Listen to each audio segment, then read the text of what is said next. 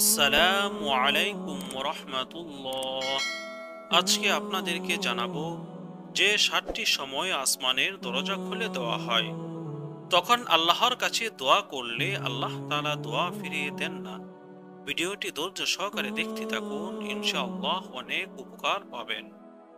আল্লাহ তাআলার কাছে বান্দা যে কোনো সময় যে কোনো কিছু চাইতে পারে। আল্লাহ তাআলা নিজেই বলেছেন, তোমরা আমাকে ডাকো, আমি তোমাদের ডাকে সাড়া দিব। কিন্তু হাদিস অনুযায়ী যখন আসমানের দরজা খুলে দেওয়া হয় তখন দোয়া ফিরিয়ে দেওয়া হয় না। মুমিনের আমল সংক্রান্ত আসমানের দরজা খোলার বিশেষ সময়গুলো হলো: 1 নাম্বার, গভীর রজনীতে আসমানের দরজা খুলে যায়। আব্দুল্লাহ ইবনে মাসুদ রাদিয়াল্লাহু তাআলা আনহু থেকে বর্ণিত, রাসূল সাল্লাল্লাহু আলাইহি সাল্লাম বলেন, যখন রাতের শেষ তৃতীয়াংশ অবশিষ্ট থাকে আসমানের দরজা খুলে দেওয়া হয়। আমাদের রব ঘোষণা করতে থাকেন, আমার কাছে প্রার্থনা করবে কে, আমি তার প্রার্থনা কবুল করব। এভাবেই ফজর পর্যন্ত আহ্বান করতে থাকেন। 2 নাম্বার, জোহরের নামাজের সময়। রাসূল সাল্লাল্লাহু আলাইহি ওয়াসাল্লাম দুপুরে সূর্য পশ্চিম আকাশে ডলে যাওয়ার পর জোহরের ফরজ নামাজের আগে নিয়মিত 4 রাকাত সুন্নত নামাজ পড়তেন। তাকে এর কারণ জিজ্ঞেস করা হলে তিনি বলেন, এটি এমন সময় যখন আসমানের দরজাগুলো খুলে দেওয়া হয়, আর এই সময় আমার একটি নেক আমল উপস্থিত হোক, আমি তা ভালোবাসি। 3 নাম্বার, আজানের সময়। যখন মুয়াজ্জিন আজান দেন তখন বান্দার দোয়া কবুলের জন্য আকাশের দরজাগুলো খুলে দেওয়া হয়।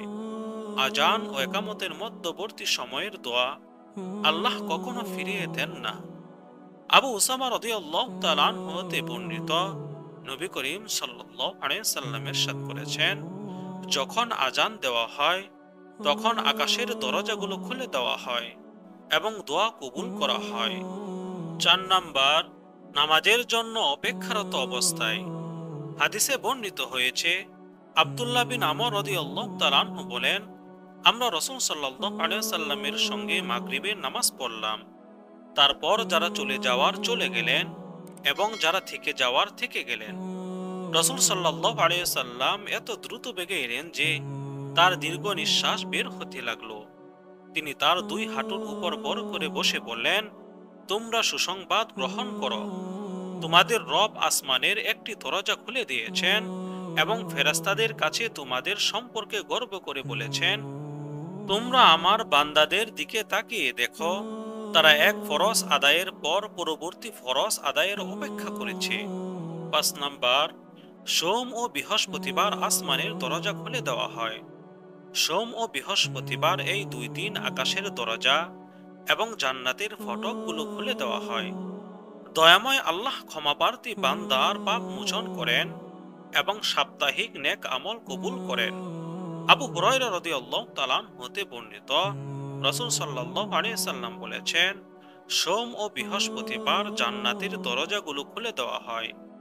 এরপর প্রত্যেক এমন বান্দাকে ক্ষমা করা হয় যে আল্লাহর সঙ্গে কাউকে শরীক করে না। তবে সেই ব্যক্তিকে ক্ষমা করা হয় না যার ভাই ও তার মাঝে শত্রুতা রয়েছে।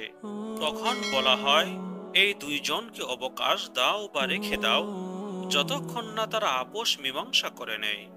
6 নাম্বার, ইখলাসপূর্ণ আমলের সময়। ইখলাসের সঙ্গে লা ইলাহা ইল্লাল্লাহ বলার কারণেও আসমানের দরজা খুলে দেওয়া হয়। আবু হুরায়রা রাদিয়াল্লাহু তাআলা থেকে বর্ণিত, রাসূল সাল্লাল্লাহু আলাইহি সাল্লাম বলেছেন, কোন বান্দা সততার সঙ্গে লা ইলাহা ইল্লাল্লাহ বললে তার জন্য আকাশের দরজাগুলো খোলা হয়, ফলে উক্ত কালিমা আরশ পর্যন্ত পৌঁছে যায় যতক্ষণ সে কবিরাহ গুনাহ ত্যাগ করে। 7 নাম্বার, মানুষের প্রয়োজন পূরণের সময়। বিপদগ্রস্ত মানুষের প্রয়োজন পূরণ করলে আল্লাহ তাআলা আসমানের দরজা খুলে দেন, অন্যথায় তার জন্য আল্লাহ তাআলা আসমানের দরজা বন্ধ করে দেন। আল্লাহ তাআলা মুসলিম উম্মাহকে বিশেষ সময় ইখলাসের সঙ্গে নেক আমল ও বেশি বেশি দোয়া করার তৌফিক দান করুন। আমিন।